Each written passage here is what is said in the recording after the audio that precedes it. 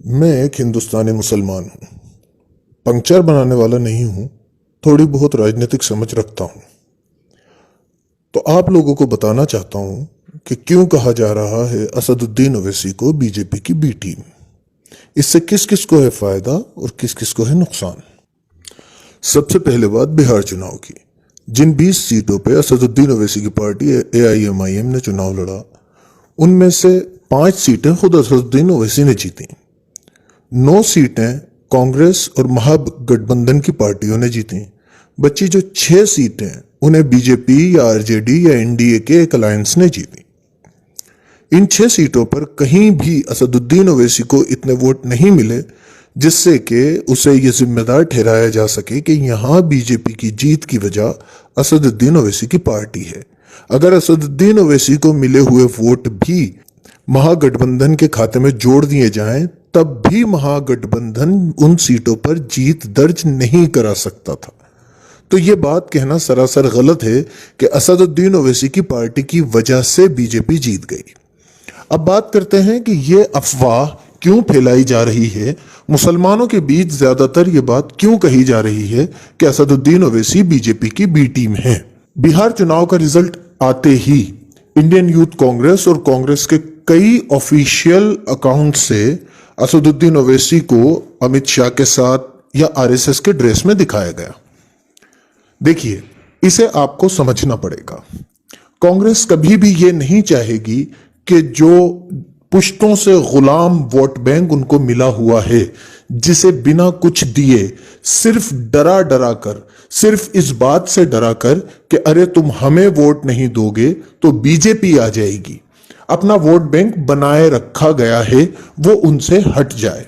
लेकिन अब मुस्लिम नौजवान इस बात के लिए राजी नहीं है कि उनका वोट सिर्फ इस बात पे ले लिया जाए कि बीजेपी आ जाएगी। मुस्लिम नौजवान अपना हक चाहता है, मुस्लिम नौजवान अपनी आवाज बुलंद करना चाहता है और मुस्लिम नौजवान अपनी लीडरशिप चाहता है। जहां तक कांग्रेस को देखें तो कांग्रेस ऐसे मुसलमानों को चुनकर पोस्टों पर, ओहदों पर पहुंचाती है जो मुसलमानों की आवाजें ना उठाएं, और इसके बिल्कुल उलट असदुद्दीन ओवैसी ऐसे लोगों को चुनकर पार्लियामेंट में या असेंबली में पहुंचाते हैं जो मुसलमानों के हक की आवाज उठाएं। इस बात से सबसे ज्यादा डर कांग्रेस को है कि अगर मुस्लिम लीडरशिप डेवलप कर जाएगी तो कल को मुसलमानों को कांग्रेस के अलावा भी एक ऑप्शन मिल जाएगा और खाली बीजेपी से डरा डरा कर कांग्रेस मुसलमानों का वोट नहीं ले पाएगी। अब बात करते हैं कि असदुद्दीन ओवैसी की एआईएमआईएम के चुनाव लड़ने से कितना फायदा मुसलमानों को होगा और कितना नुकसान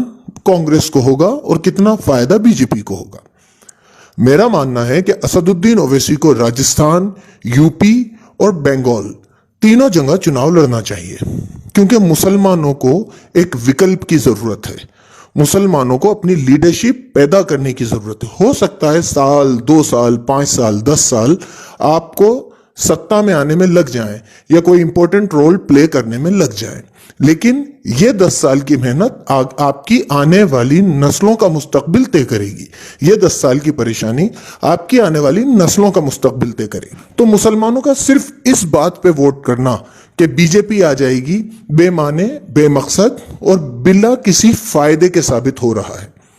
कांग्रेस ने मुसलमानों को अपने बाप की भभूति समझ लिया है और मुसलमानों को बिना कुछ दिए, बिना उनकी हक की आवाज उठाए वोट लिए जा रही है।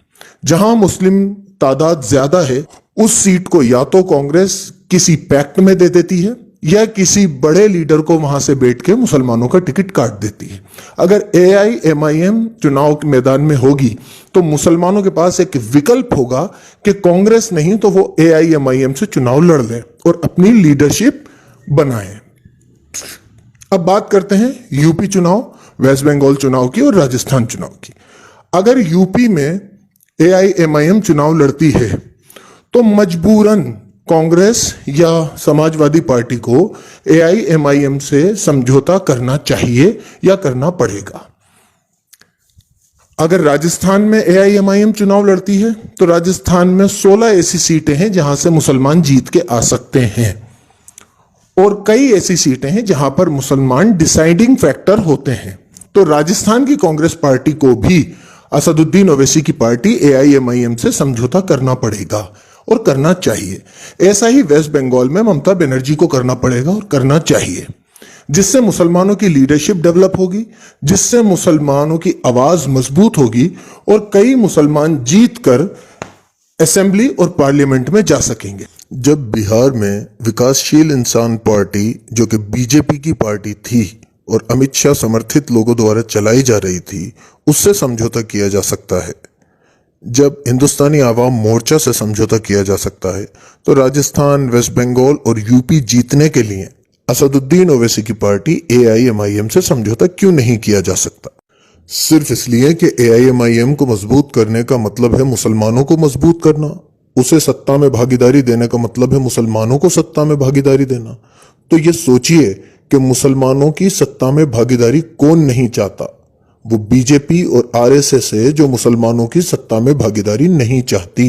तो हिंदुस्तान के मुसलमानों को थोड़े बहुत वक्त की परेशानी झेलना चाहिए और असदुद्दीन ओवैसी की पार्टी AIMIM को मजबूत करना चाहिए। तो अपने अंदर थोड़ी सी सियासी समझ लाइए। जब तक आप एक खूंटे से बंधे रहेंगे तो आपकी कोई औकात नहीं होगी। जैसे RSS बीजेपी में भी मौजूद है और कांग्रेस में भी मौजूद है, वैसे ही आपको सबके लिए अपने दरवाजे खुले रखना चाहिए। आप यकीन रखिए, मैं अल्लाह की कसम खा के कहता हूं कि मैं AIMIM का ना तो मेंबर हूं, ना पोस्ट होल्डर हूं, ना मेरे स्टेट में AIMIM मौजूद है, लेकिन मैं सियासी समझ रखता हूं और आप लोगों को सही बात समझाना अपना फर्ज समझता हूं। अल्लाह हम सबको सही फैसले लेने की तौफीक अता फरमाए। वाखिर दावाना अनिल हम्दुलिल्लाह।